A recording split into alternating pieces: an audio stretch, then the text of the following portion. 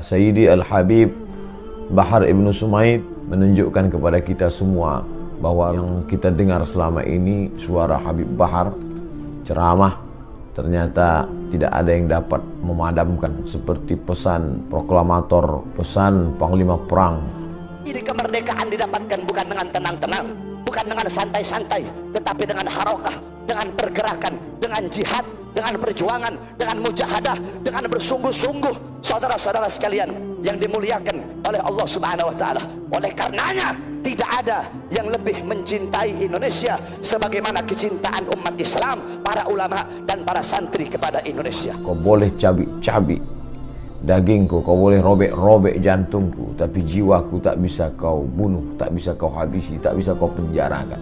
Tanah Indonesia tidak akan pernah kosong dari kami, umat Islam yang rela hancur, rela binasa, rela mati untuk negara kesatuan Republik Indonesia. Allahu Akbar. Kami yang di luar disadarkan betapa lemah dan tidak berdayanya. Selama ini ceramah menggelegar di atas mimbar, tapi ternyata apa yang sudah dilakukan. Maka saya sampaikan kepada kalian, jikalau dalam beberapa hari ke depan, dalam beberapa minggu ke depan, saya ditangkap, saya dipenjara karena membela rakyat, yang susah, membela rakyat yang kelaparan. Kalau saya ditangkap, kalau saya dipenjara, berjanjilah kalian, demi Allah, jangan pernah kalian padamkan api-api perjuangan yang selama ini kami nyalakan. Allahu Akbar. Apa yang kita lihat hari ini, jeruji besi tidak bisa memenjarakan pemikiran. Ceramah tetap berlanjut, murid-murid tetap banyak, bahkan berubah lapas menjadi pesantren. Mendapat berita bahwa ada 500 sahabat-sahabat di lapas yang sudah menghafal 98 hadis. Ada 1000 sahabat-sahabat di lapas yang sudah hafal 54 hadis Nabi Muhammad sallallahu alaihi wasallam.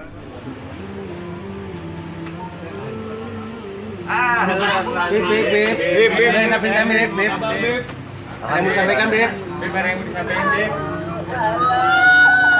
Bib, ada yang mau disampaikan Bib. Bib, perasaannya gimana Bib? Bib, perasaannya gimana Bib? Perasaannya alhamdulillah bahagia, senang. Mudah-mudahan yang Idul Adha yang berkorban semua korbannya Allah terima. Amin. Amin. Sudah ikhlas Bib ya. Semoga sehat Bib ya. Sehat Bib. Amin, doain biar sehat. Sudah ikhlas Bib ya. Amin Bib, sudah ikhlas Amin. Bib. Ikhlas, harus ikhlas. Siap Bib. Tadi sebelum berangkat dari teman-teman yang ditahanan, Tahanan semuanya pada nangis, pada sedih. Karena selama ini tahanan, alhamdulillah udah ada 6 yang masuk Islam.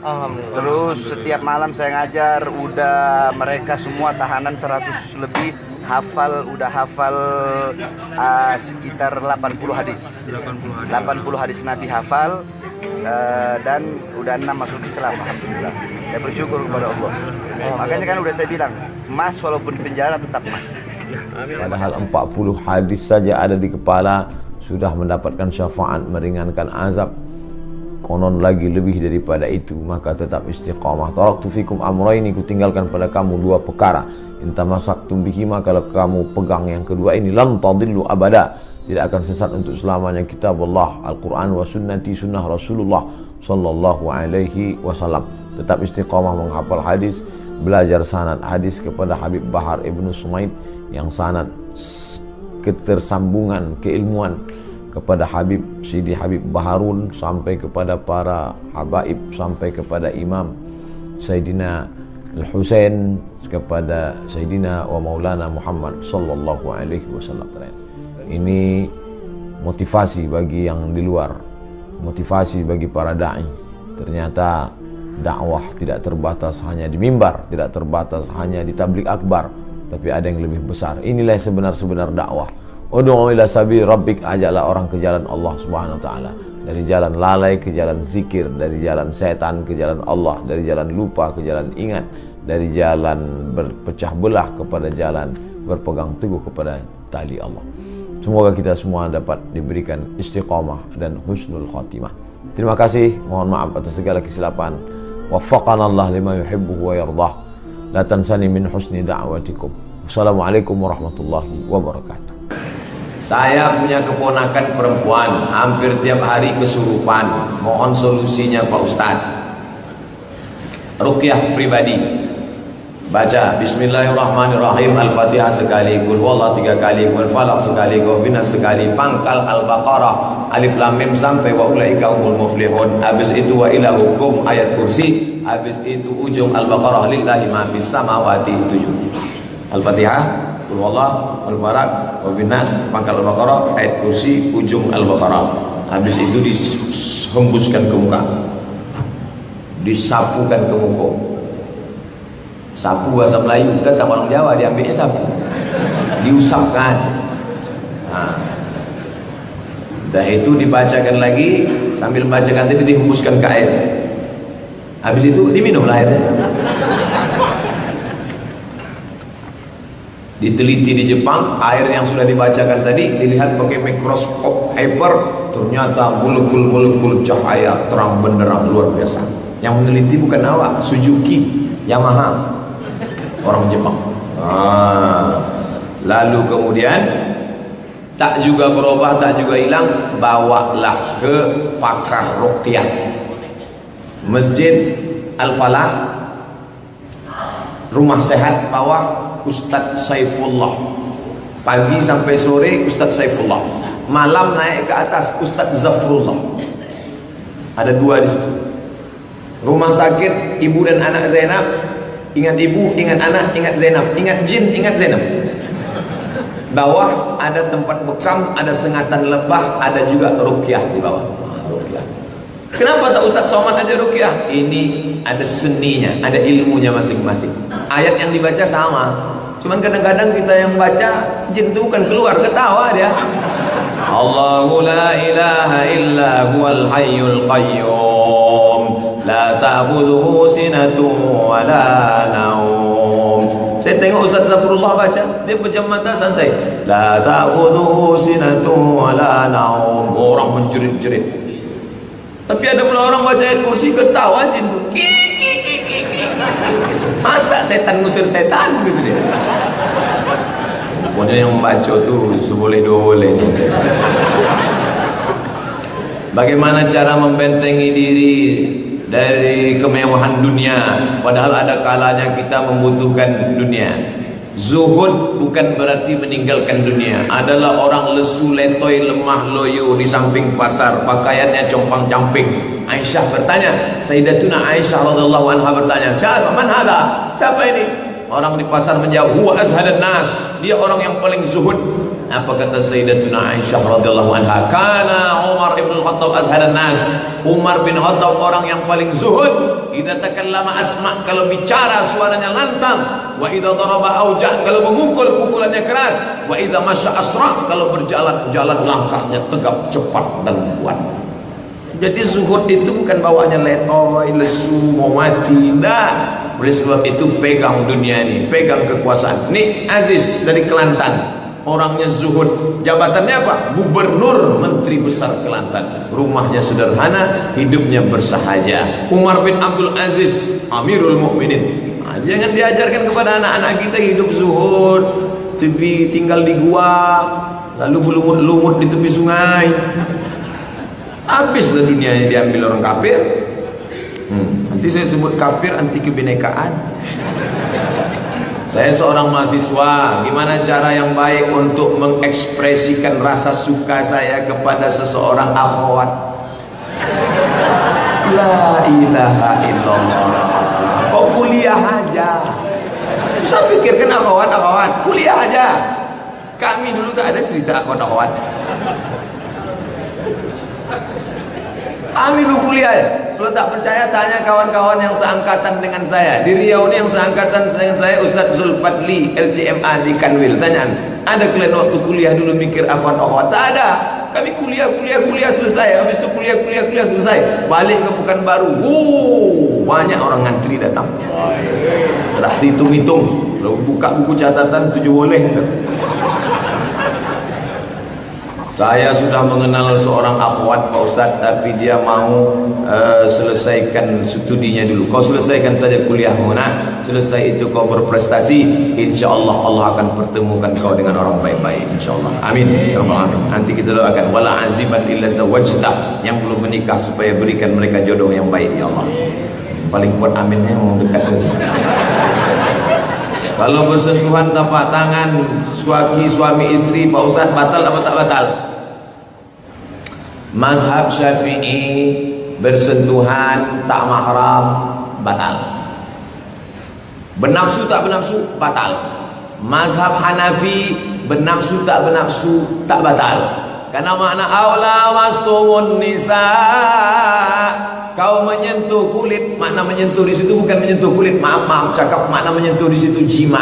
Karena Quran itu bahasanya lembut, dia tak sebut kata jima tapi menyentuh. Kalau jima baru batal, kalau tak jima tak batal. Itu Hanafi. Kalau Maliki bersahwat batal, tak bersahwat tak batal. Saya ulang balik, Syafi'i bersahwat tak bersahwat batal, Hanafi bersahwat tak batal, Maliki pertengahan, bersahwat batal, tak bersahwat tak batal. Kau tadi kau sentuh binimu, iya. Habis itu kenapa kau salat? Aku tak bersahwat nengok dia. Nengok biniku tak bersahwat, bini orang aku bersahwat dia. Ya. Bagaimana Ustaz pendapat antum kepada Habib Bahar bin Smith yang sangat keras menyinggung pemerintah? Itu style dia. Siapa saya mengkritik orang? Itu gaya dia. Enggak ada lo enggak rame. Itu gaya dia berapi-api. Nah, masalah bahwa itu melanggar konstitusi, presiden adalah simbol negara, menghina presiden sama dengan menghina, itu aturan kenegaraan. Kalau tidak senang ya tangkap. Nanti yang ditangkap kan bisa tabayun, klarifikasi, bisa sewa pengacara, ada hukum. Jadi jangan dibicarakan menjadi riba. Itu tak benar itu, masa ngina-ngina presiden, ya tangkap. Setelah ditangkap ada pengacara, ada macam-macam. Ustaz Somad menghina presiden, tak pernah saya menghina. Mana videonya? Takut juga Ustaz itu. Jadi kalau belajar sama Ustaz langsung seperti subuh ini, apakah dapat disebut bersanad? Hafallah hadisnya. Nanti balik dari sini, saya ini udah bersanad nih. Apa hadisnya? Entah aku tak lagi. Hafallah hadisnya. Masalah bersanad tak bersanad, yang penting kita belajar mengamalkan. Sanad bersanad itu bukan untuk bongo, iya liyatabaha man talaba ilman, siapa yang mencari ilmu mimma yubtala bihi wajhullah, yang mestinya untuk mencari keridhaan Allah, tapi dia tuntut itu untuk apa? Liujari bihi ulama, liumari bihi sufaha, hanya untuk menyombongkan diri pada ulama dan membodoh-bodohi orang jahil. Lam yajid irfal jannah, dia tak mencium bau surga. Lalu kenapa Ustaz jelaskan tadi sanad? Ustaz mau menunjukkan? Bukan. Saya mau menjelaskan begini tradisi keilmuan dalam hadis. Dalam qiraat ada sanad, dalam tarekat ada silsilah, dalam hadis ada sanad. Ustaz fulan itu qori bersanad, ada sanad. Apa hukumnya mengangkat anak? Pasal dalam 3 hari lalu ada pengajian, salah satu ulama mengatakan tak boleh angkat anak. Mengangkat anak baik, apa tak boleh? Tapi ada 3 hukum mengangkat anak, hukum adopsi di Indonesia yang melanggar. Pertama, tidak boleh menisbatkan anak angkat kepada bapak angkat, bin sama bintinya. Yang kedua, kalau anak angkat tadi sudah besar, maka dia tidak mahram. Anak itu gadis, di rumah pakai celana pendek, ditengok sama bapak angkatnya. Berapa banyak anak angkat menjadi bini angkat. Yang ketiga, kalau anak ni nanti mau nikah, berapa banyak pula bapak angkat petantang-petenteng dia nikahkan. Aku nikahkan engkau dengan anakku. Itu bukan anakmu mas bro, ada ayah kandungnya. Tak ada Pak Ustaz, ini bukan anak yang kami temukan dari ayahnya. Ini dulu anak kami jumpai di kardus. Jadi gimana ini? Walinya wali hakim, fasultan waliun man la waliyalaha. Hakim Pak Kuah menjadi wali bagi orang yang tak wali. Jadi kalau bapak ibu mengangkat anak, selamat dari yang 3, bintinya tetap pakai, dia tidak di rumah leluasa dengan buka aurat, dan waktu nikahnya nanti tetap walinya wali asli atau wali hakim. Baik, apa salahnya? Ada anak orang susah, ajak dia ke rumah sekolah kan. Ini baik, tapi jaga yang 3 tadi. Ini kalau dikatakan tak boleh angkat, berapa banyak anak-anak yang mestinya dapat pendidikan layak gara-gara ini tak dapat. Boleh bersyarat. Apa hukumnya kalau hobi merehab modif motor? Habislah duit asik gara-gara CB100. Padahal banyak anak yatim yang celananya tak berapa kali jahit dah kuyak, asal dijahit kuyak. Berapa banyak anak MDA. Kalau punya hobi, buatlah hobi itu yang kira-kira akan bisa menolong kita di hadapan Allah Subhanahu wa taala. Modif motor, modif, bukan saya tak hobi motor-motor, suka juga saya. Tapi buatlah, jangan habis waktu gara-gara itu. Alhamdulillah, Ustadz Doni, Ustadz anak muda kita, beda Ustadz anak muda sama Ustadz tua. Kalau Ustadz tua sorbannya di belakang, kalau Ustadz Doni sorbannya di muka. Maka anak-anak muda yang punya motor dikumpulkan, pergi pagi sore Ahad, pergi ke masjid di sekitar Pekanbaru, di daerah Kulim, di daerah Limau Panjang, di daerah Simpang Bingung. Daerah Simpang Bingung ke sana yang mereka sedang bingung dalam keadaan mencari hidayah. Dibuatlah sana pengajian-pengajian geng motor syariah namanya, untuk mengimbangi geng motor konvensional. Kalau di rumah saya guys ya, kalau di rumah itu saya bagaikan santri. Tapi kalau di luar rumah ya inilah pekerjaan saya ya.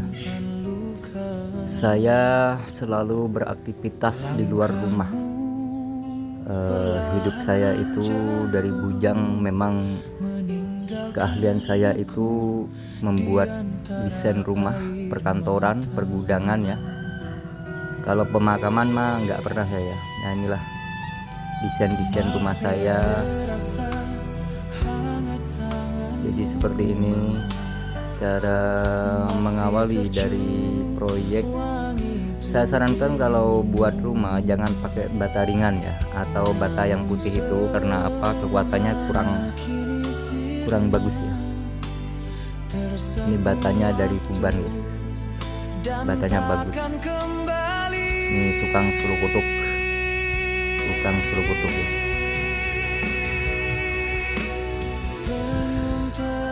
Ya alhamdulillah guys, saya nggak punya barisan tapi saya banyak ilham. Jadi pesan saya untuk saudara-saudari dimanapun berada, jangan pernah mempersulit jalannya orang lain agar hidup kita dipermudah oleh Allah Subhanahu wa taala. Dan yang lebih baik lagi, apabila dirimu disanjung, janganlah kamu terbang. Jika kamu dihina, jadikan kamu semangat. Jadi intinya begini, dihina tidak mungkin jadi sampah, ya kan? Disanjung tidak mungkin naik ke langit. Jadi kalau yang menghina manusia jangan pernah takut. Dulu saya dihina karena saya dulu dianggap nggak punya apa-apa, padahal saya punya Allah. Kalau harta mah semua orang nggak punya ya, semua itu titipan Allah. Tapi saya punya Allah. Alhamdulillah sekarang saya cukup, bahkan lebih dari cukup. Dan apabila saudara-saudari punya rezeki, jangan senang sebelum bersyukur. Karena rezeki yang Allah titipkan di pundakmu itu masih ada rezeki orang lain yang Allah titipkan. Jadi ingat itu, berarti ingat sedekah. Hanya sedekah yang tulus, yang ikhlas ya. Saya mah kalau ada janda-janda tua, saya ahlinya sedekah kepada janda-janda. Apalagi janda muda gitu.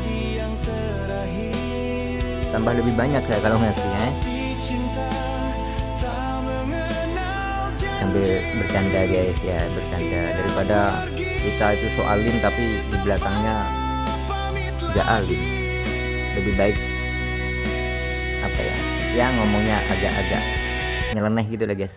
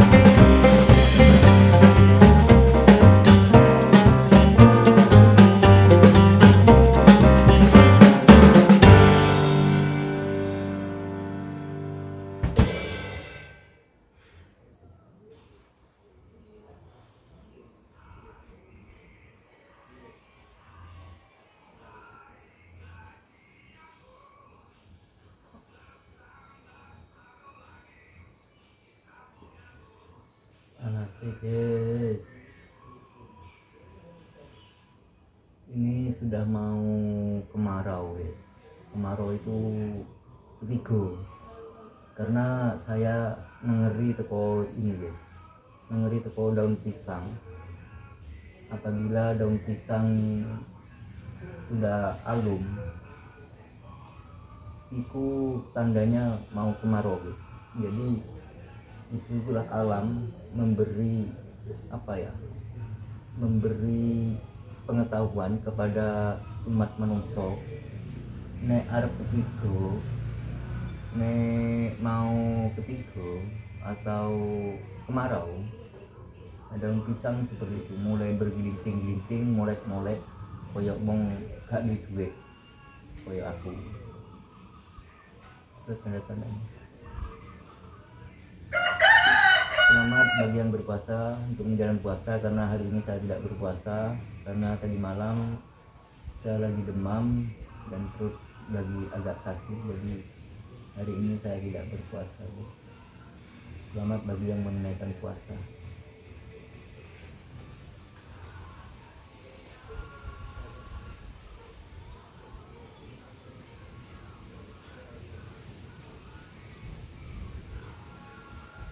Panas sih guys.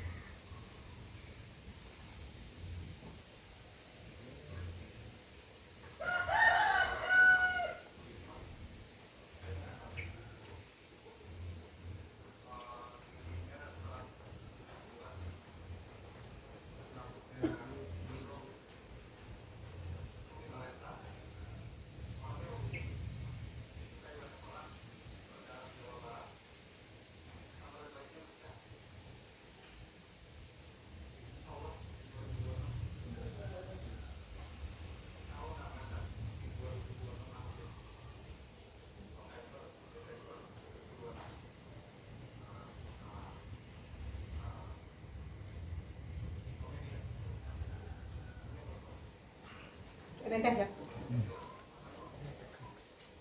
Bego bebek.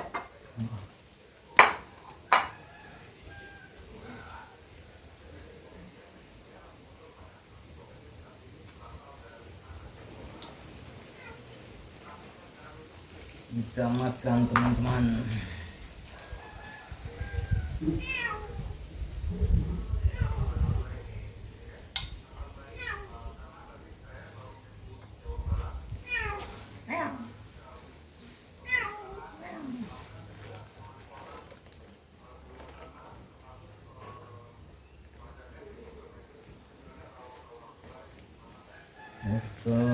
Astagfirullah Rabbal baraya, Astagfirullah minal khataya.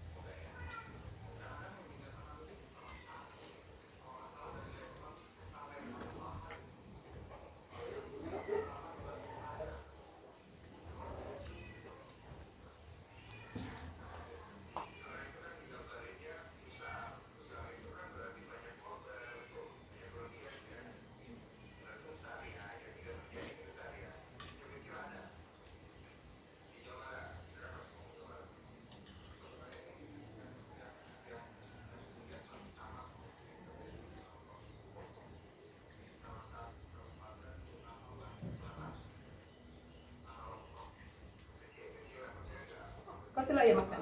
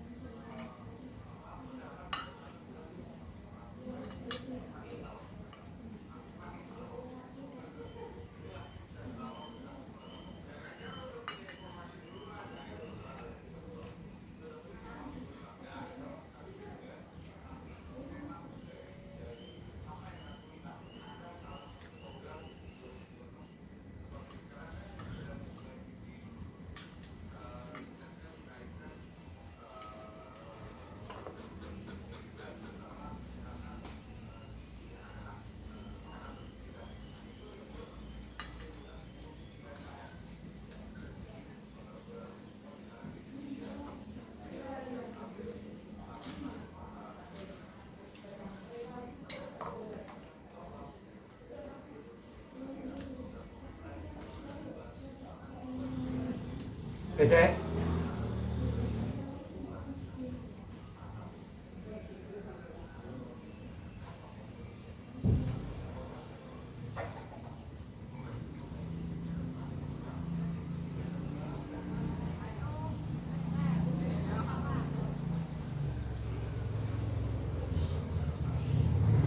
Kece.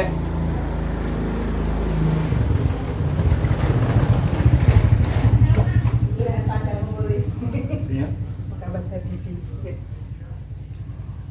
Iya. Air ini. Ini dah tahu deh. Ini lupa deh.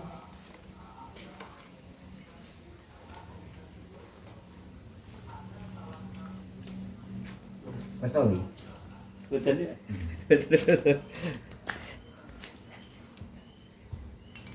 Ini sendiri nang bagian. Sing Mimin. mimin niku, cuman tersehat cipta we aku lah. Kapan? Minggu ini. Nggih, dalu setengah rolas gak turu iki aku.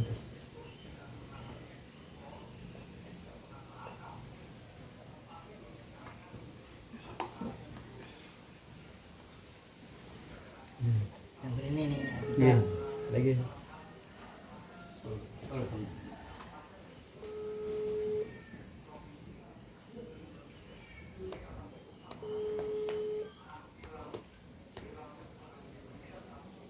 Halo, Assalamualaikum. Lain inti Pak Jan. Cirik Kak masa cirik kena hak cipta. Gorene. Gorene masa cirik kena hak cipta. Buat ki lho aku tak cetok. Saya dari ngono to. Halo, narene cirik ndi sing kena hak cipta? Ayo dandani kene to. Ya wis tak tadi kene. Ya wis. Assalamualaikum.